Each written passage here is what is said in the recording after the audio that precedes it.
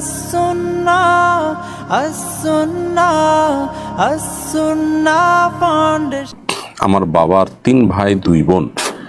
আমার বাবা মারা গেছেন 1 বছর হয়েছে, কিন্তু এখনো আমাদের প্রাপ্য জমি বুঝে দিচ্ছেন না। আমার প্রশ্ন হচ্ছে, আমার বাবার কেনা জমি কি আমার চাচা এবং ফুফুরা পাবেন?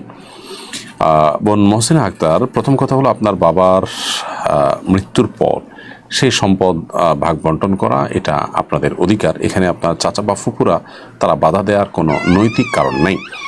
কোনো ব্যক্তির মৃত্যুর পর তার যদি ছেলে মেয়ে থাকে, সন্তান থাকলে সেক্ষেত্রে ভাই বা বোন কিছু পান না। অতএব আপনার বাবার সম্পদে আপনার চাচা, আপনার ফুফুরা কিছুই পাবেন না, যেহেতু আপনারা বেঁচে আছেন।